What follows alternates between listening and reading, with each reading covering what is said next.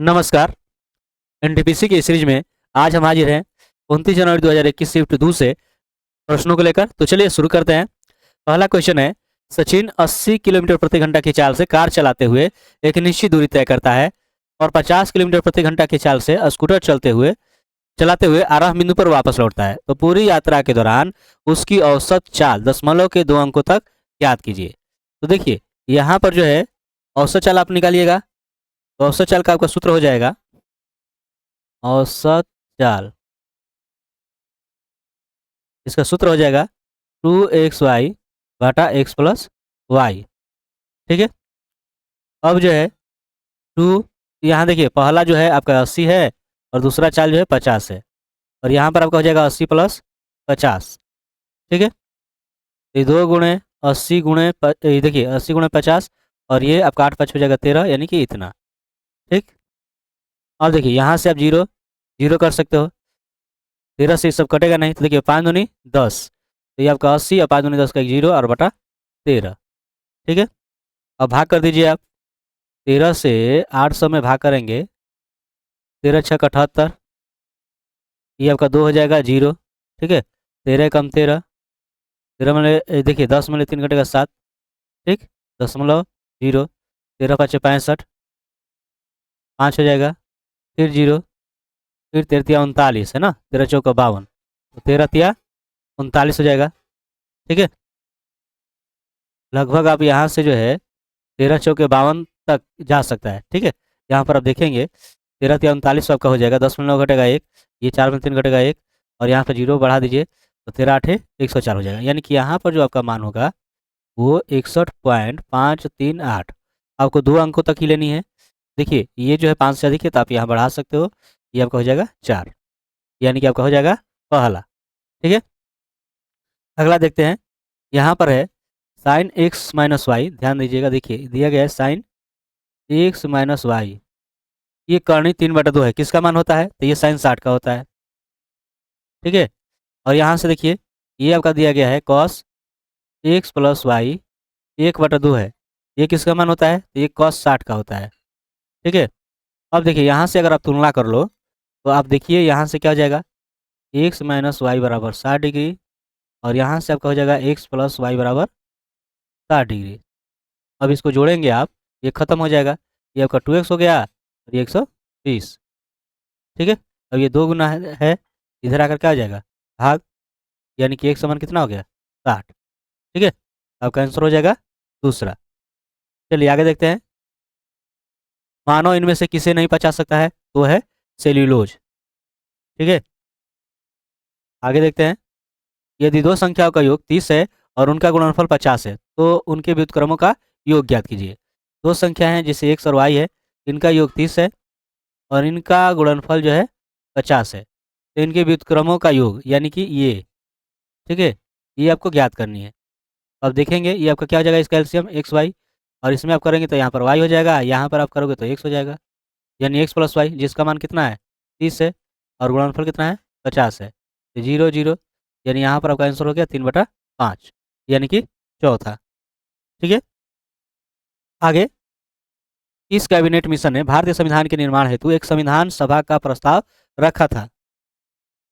तो इसमें आपका हो जाएगा कैबिनेट मिशन योजना 1946। ठीक है। नेक्स्ट है, उस विकल्प का चयन करें जिसका तीसरे शब्द से वही संबंध है जो दूसरे शब्द का पहले शब्द से है। तो देखिए फुटबॉल मैदान में खेला जाता है, तो टेनिस कहाँ खेला जाता है? तो ये खेला जाता है कोर्ट में। ठीक है। कहाँ पे? कोर्ट में। भारतीय संविधान के निम्न में से कौन से अनुच्छेद में मनी बिल को परिभाषित किया गया है? तो वो आपका हो जाएगा अनुच्छेद 110। ठीक। यहाँ पर है 6,000 रुपये के मूलधन पर 10% वार्षिक ब्याज की दर से 2 वर्ष का चक्रवृद्धि ब्याज ज्ञात करें। तो देखिए यहाँ पर आपका हो जाएगा चक्रवृद्धि ब्याज बराबर मूलधन गुणे 1 प्लस ये आपका दर बटा 100 का समय माइनस 1। ठीक है। तो देखिए यहाँ पर आपको जो है ये देखिए कितना है, 6,000 है, 1 प्लस आर जो है आपका 10 है तो 10/100, समय जो है आपका 2 है और माइनस 1, 100 3 0 ये देखिए ये आपका कितना हो जाएगा, 10 एक 11 बटा 10 का स्क्वायर और माइनस 1। देखते हैं यहाँ पर आपका हो जाएगा 100 3 0 और देखिए 11 का वर्ग कीजिएगा 121 और ये आपका 100 हो जाएगा और माइनस 1। ठीक है, यहाँ पर आपको क्या करना है, घटा लेना है। ये देखिए 100 और देखिए ऐसे रहे तो आप सीधे डायरेक्ट घटा लीजिए, इसमें से इसको घटाइए कितना हो जाएगा 21, ये 2 जीरो, ये 2 जीरो, तो 21 का 126 हो जाएगा और ये आपका जीरो। ठीक है, यानी कि आपका दूसरा हो जाएगा। ठीक, भारतीय संविधान के किन अनुच्छेदों के अंतर्गत समानता के अधिकार का उल्लेख किया गया है? वो आपका हो जाएगा अनुच्छेद 14 से 18। ठीक है, इसमें जो है समानता के अधिकार का उल्लेख है। ठीक है, उसी तरह से जो है ये आपका जो हो जाएगा 19 से 22 वाला जो है ये स्वतंत्रता का अधिकार, स्वतंत्रता का अधिकार का उल्लेख है।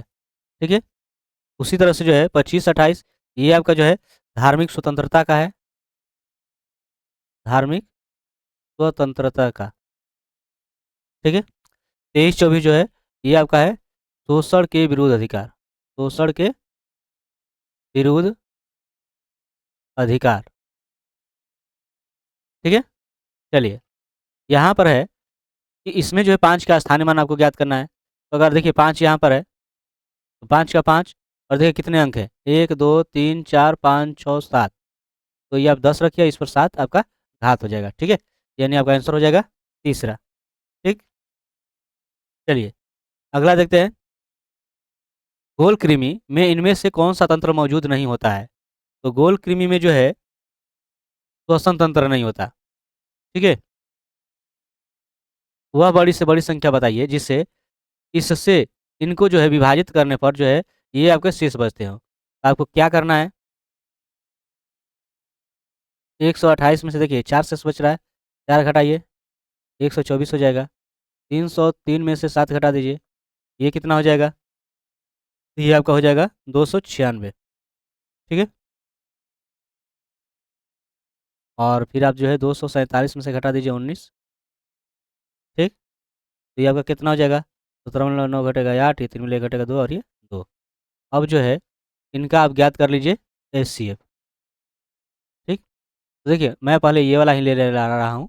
ठीक है, 228 में से 296 में भाग कर रहा हूँ, यहाँ से एक बार में 228। ठीक है, 16 मिले 8 घटेगा 8, ये आपका हो जाएगा 8 में 2 घटेगा 6, कट गया। अब ये 228 कितने बार में जाएगा, 6 चौका 24।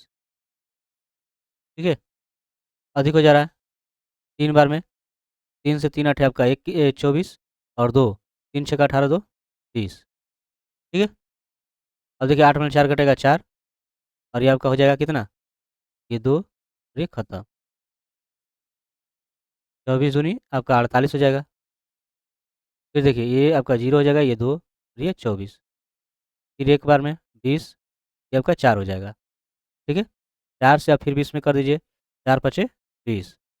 अब यहाँ पर देख रहे हो यहाँ पर ये 4 से कट रहा है ना, तो इस 4 से जो है ये आपका जो है 124 में कर लीजिए, तो चरतियाँ 12 और ये 4 एकम 4।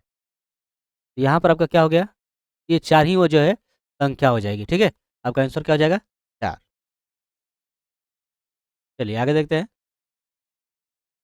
शब्द कामेट प्राचीन शब्द से आया है जिसका अर्थ लंबी पूंछ वाला तारा है।